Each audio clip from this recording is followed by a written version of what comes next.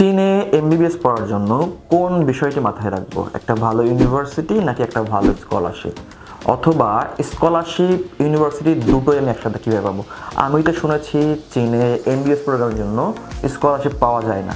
Scholarship না পাওয়া গেলে কত টাকা খরচ আসতে পারে বা আমার পরিবার দিতে পারবে কিনা, এই ব্যাপারগুলো নিয়ে আজকে ভিডিওতে একটু বিস্তারিত আলোচনা করবো। আমি Mohammad Rabiul Islam from wide Regal consultancy. আমরা জানি চায়নাতে আমরা খুব কম খরচে আমাদের মেডিকেল পড়াশোনা শেষ করতে বা এমবিবিএস ডিগ্রি অর্জন করতে পারি।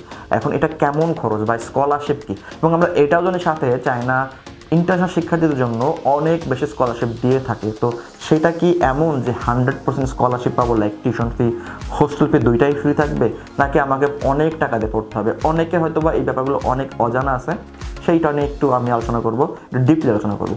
চায়নাতে আপনাকে মাথায় রাখতে হবে, চায়না ডিপ্লোমা, ব্যাচেলার, মাস্টার্স প্রোগ্রামের জন্য মেইনলি 100% স্কলারশিপ অফার করে থাকে।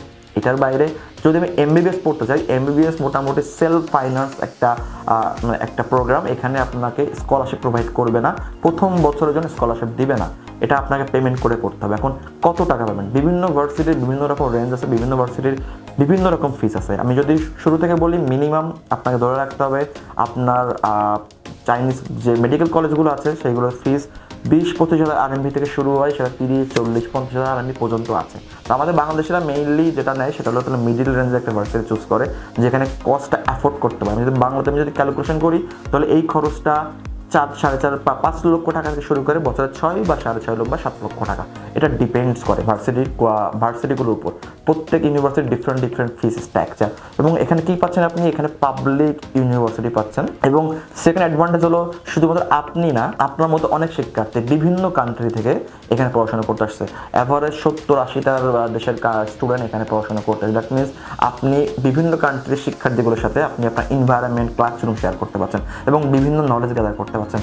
সেকেন্ড অ্যাডভান্টেজ কী হতে পারে? সেটা হলো যে ক্লিনিক্যাল প্র্যাকটিস। চায়না থেকে যখন আপনি পড়াশোনা করবেন, আপনার টোটাল কোর্স থাকবে 6 ইয়ার, 5 ইয়ার্স একাডেমিক্স, লাস্ট 1 ইয়ার ক্লিনিক্যাল প্র্যাকটিস। এবং প্রথম দিন থেকে আপনার কিন্তু ল্যাব শুরু হচ্ছে, আপনি ল্যাবে বিভিন্ন রকম এক্সপেরিমেন্ট করতে পারছেন। এবং লাস্ট 1 ইয়ার চায়নার কোনো সুনামধন্য কোনো হাসপাতালের সাথে আপনি কিন্তু 1 বছর আপনার ইন্টার্নশিপ কিন্তু আপনি করতে পারছেন। দ্যাট মিনস আপনি প্রপার ডাক্তার হয়েই কিন্তু বাংলাদেশে আপনি আসতে পারছেন। এবং অবশ্যই মাথায় রাখবেন, বাংলাদেশে আসার পরে আপনাকে বিএমডিসি লাইসেন্স এক্সাম দিতে হবে, তাহলে সবাইকে দিতে হয়। এবং আপনি পাশ করলে আপনি শিক্ষিত ডাক্তার হিসেবে আপনি বাংলাদেশে প্র্যাকটিস করতে পারেন। এবং যারা চায়না থেকে পড়াশোনা করে আসে, ম্যাক্সিমাম শিক্ষার্থী এই টেস্টে খুব সহজে পাশ করে দেয়। কেন? চায়নার উন্নত মানের পড়াশোনা প্লাস ল্যাব সুবিধার কারণে একটা শিক্ষার্থী খুব সহজে এখানে আসলে এই গণিতটা পেরিয়ে তারা পাশ করে দেয়। এবং তারা বাংলাদেশে অনেক ভালো পজিশনে ডাক্তার হিসেবে তারা এখন কর্মরত আছে।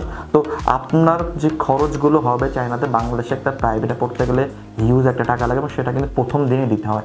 চায়নাতে আপনি আপনার এই ফিসটা সেটা কিন্তু আপনি চাইলে প্রতি বছর দিতে পারেন। ইভেন যদি আপনি চান প্রথম বছর খরচ দেওয়ার পরে আপনি ভালোভাবে পড়াশোনা করার পরে সেকেন্ড ইয়ারে কিন্তু আপনি আপনার খরচটা দিতে পারেন। প্রথম বছর ভালো পড়াশোনা করার পরে সেকেন্ড ইয়ারে কিন্তু আপনার ফিসটা ফ্রিও করতে পারেন। তো এখানে আর একটা লাস্ট কথা আসবে যে আমার জন্য কোনটা ভালো হবে, যে একটা ভালো স্কলারশিপ নাকি ভালো ইউনিভার্সিটি। মোটা কথা যদি বলে দিই, প্রথম বছরে আপনি ওইভাবে কোনো স্কলারশিপ পাবেন না। দ্যাট মিনস আপনি যদি চায়নাতে মেডিকেল পড়তে চান, এমবিবিএস পড়তে চান, আপনাকে ধরে রাখতে হবে মিনিমাম বাজেট 5 থেকে 5.5 লক্ষ টাকা আপনাকে ধরে রাখতে হবে। এটা নিয়ে আগাতে হবে। ভালো পড়াশোনা করলে আপনার সেকেন্ড ইয়ারে ফিস কমবে, সেকেন্ড ইয়ার ভালো করে থার্ড ইয়ারে ফিস কমবে, এভাবে আসলে পর্যায়ে কমতে থাকবে। এর বাইরে যদি বলি, চায়নার প্রত্যেকটা ইউনিভার্সিটি ভালো ইউনিভার্সিটি, আপনাকে দেখতে হবে অ্যাডমিশন নেওয়ার আগে বিএমডিসির অ্যাপ্রুভ আছে কিনা। মোটামুটি 46টা ইউনিভার্সিটি আছে যাদের BMDC approve, Bangladesh government approve করেছে মেডিকেল পড়ানোর জন্য বা বাংলাদেশ শিক্ষার্থীদের জন্য অ্যাপ্রুভ করেছে। অবশ্যই চেষ্টা করুন বিএমডিসি অ্যাপ্রুভ কোনো ভার্সিটি থেকে পড়াশোনা করার। অবশ্যই র্যাঙ্কিং দেখবেন, কেন মেডিকেল পড়াশোনা কিন্তু অবশ্যই আপনার একটা ভালো ভার্সিটি করতে হবে। চাইলেই এটা ব্যাচেলার বা এটা ডিপ্লোমা প্রোগ্রাম না যে আপনি মাস্টার্স করবেন, এটা করবেন, ওটা করবেন, ভালো একটা ভার্সিটি। কিন্তু আপনাকে দেখতে হবে এই এমবিবিএস কোর্সটা যত ভালো ভার্সিটি করা যায়। যেহেতু দেশের বাইরে পড়তে যাচ্ছেন, অবশ্য সব ভার্সিটির সমান কোয়ালিটি না, সব ভার্সিটির সমান র্যাঙ্কিং না। অবশ্যই ভালো ভার্সিটির জিনিসটা মাথায় রাখবেন, কারণ ভালো ভার্সিটি একমাত্র কিন্তু আপনাকে কোয়ালিটি অফ এডুকেশন দিতে পারে। অনেক ভার্সিটি আছে চায়নাতে আমি বলবো যে তাদের কোয়ালিটি অফ এডুকেশনটা ভালো না, আপনাকে হয়তো বা স্যাটিসফাইড করতে পারবে না। বাট অনেক ভার্সিটি আছে যেখানে আপনি নিজেও টিকতে পারবেন না এত ফাস্ট এডুকেশনের কারণে। তো আপনি চিন্তা করবেন, রিসার্চ করবেন, গুগল দেখবেন, ফেসবুক, ইউটিউব দেখবেন, দেন আপনার যেটা ভালো লাগবে সেটা সিদ্ধান্ত নেবেন। খরচের দিকে একটু পরে তাকাবেন। কেন? কারণ খরচটা হচ্ছে আপেক্ষিক। আপনি চাইলে ভালো পড়াশোনা করার মাধ্যমে খরচটা কিন্তু কমাতে পারছেন।